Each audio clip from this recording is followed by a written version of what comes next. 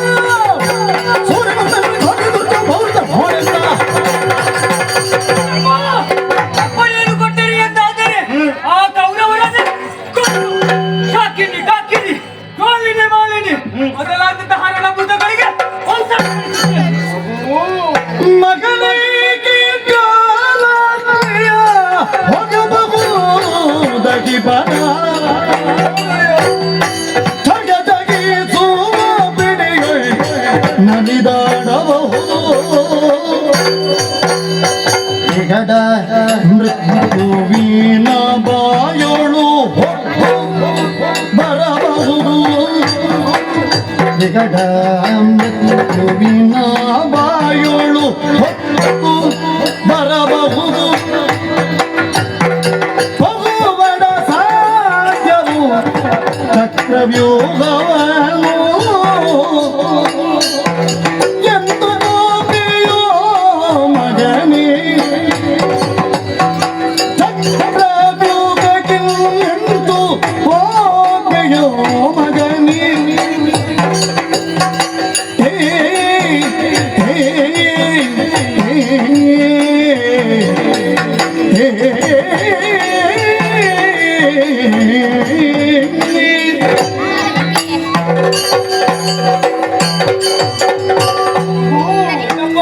ಚಕ್ರವ್ಯೂಹ ಅಂತ ಹೇಳಿದ್ರೆ ಸಾಮಾನ್ಯ ಮತ್ತೆ ಒಂದೊಮ್ಮೆ ಉರಿಯುತ್ತಿರುವಂತಹ ದಾವಾನಿಲವನ್ನಾದರೂ ಹೊಕ್ಕು ಹೊರಗೆ ಬರಬಹುದು. ಸರಿ. ಮಾತ್ರವಲ್ಲ, ಹಾವಿನ ಹೆಡೆಯ ಮೇಲೂ ನರ್ತಿಸಿ ಕಚ್ಚಿಸಿಕೊಳ್ಳದೆ ಹಿಂತಿರುಗಿ ಬರಬಹುದು. ಮಾತ್ರವಲ್ಲ, ಮೃತ್ಯುವಿನ ಬಾಯೊಳಗೆ ಹೊಕ್ಕಿಯಾದರೂ ಪುನಃ ಹಿಂದೆ ಬರಬಹುದು.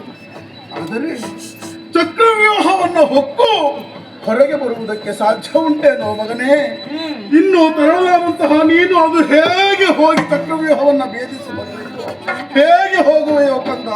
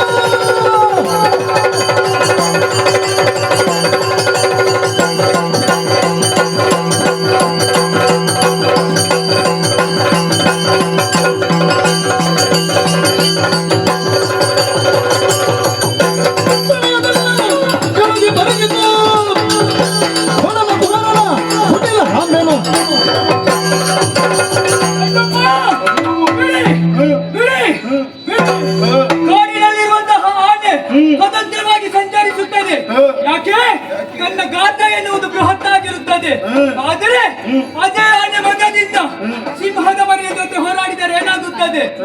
ಅರೆಯು ತಾ ಮರಿ ಎನ್ನುವಂತಹ ಅಂಜಿಕೆ ಅದಕ್ಕಿರುವುದಿಲ್ಲ. ಅದೇ ರೀತಿಯಾಗಿ ಹೋರಾಟನೆಂದರೆ ನಾನು ಕಂದ ಕೀಳ ಶುದ್ಧ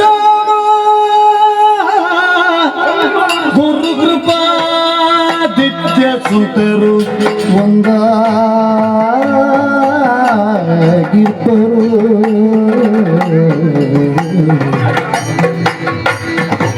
ಕಂದ ಕೇಳಿ ಅಶ್ವತ್ಥಾಮ ಗುರು ಕೃಪಾದಿತ್ಯ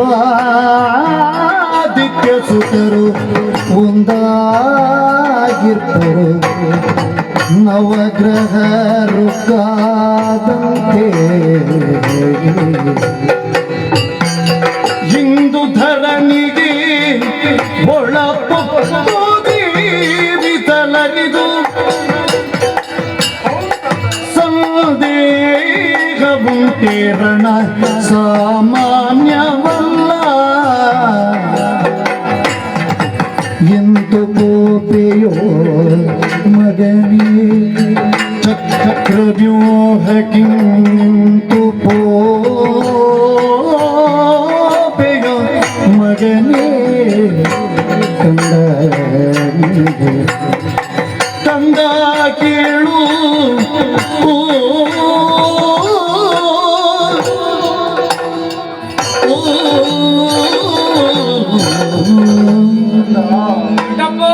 ಚಕ್ರವ್ಯೂಹದಲ್ಲಿ ಇರುವವರೇನು ಸಾಮಾನ್ಯರೇ ಮಗನೇ?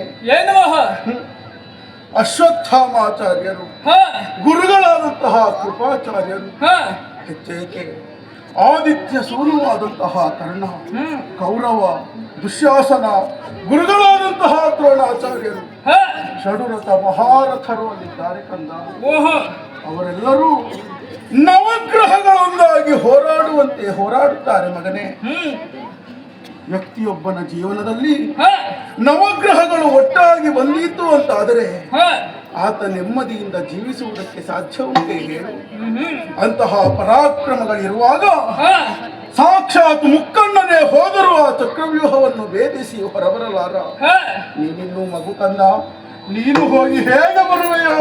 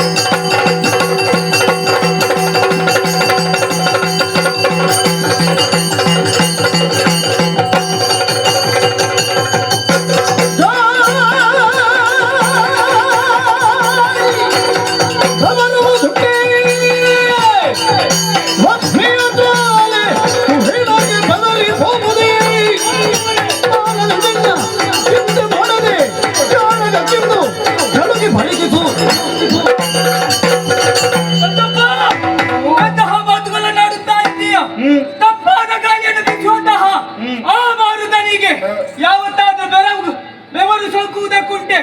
ಅಷ್ಟೇ ಅಲ್ಲ, ಕಿಡಿಯೊಂದು ಸಣ್ಣದಾದರೇನಂತೆ ಇಡೀ ಜಗತ್ತನ್ನೇ ಸುಡುವ ಸಾಮರ್ಥ್ಯ ಇರುತ್ತದೆ. ಹಾಗಾಗಿ ಚಿಂತಿಸಬೇಡ, ಹೋಗಿ ಬರ್ತೇನೆ. ಇಳೆಯ ರಥ ಕೇಳಿತು ಕುವರನ ಛಲದ ನುಡಿಗುರಿ ಹಿಗ್ಗುತ್ತ, ಕುವರನ ಛಲದ ನುಡಿಗುರಿ ಹಿಗ್ಗುತ್ತಲೇ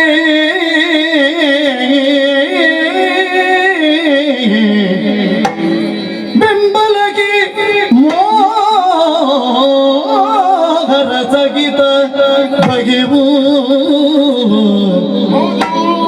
ಎಂದಾಗ ವೀಳೆಯವ ಕಳಿಲ ನಿತ್ತ ಭೀಮನ್ಯು ವೀರನ ಕಳುಗಲ್ಗೆ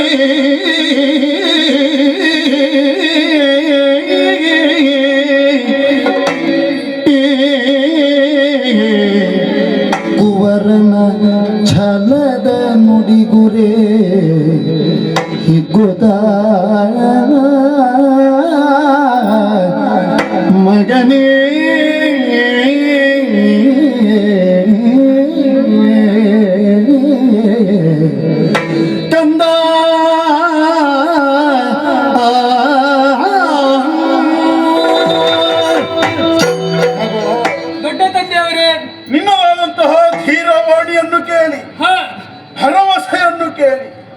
ಚಿಂತಾಕ್ರಾಂತನಾದ ನಾನು ಉಲ್ಲಾಸವನ್ನು ಈ ಕ್ಷಣಕ್ಕೆ ಹೊಂದಿದೆ ಕಂದ.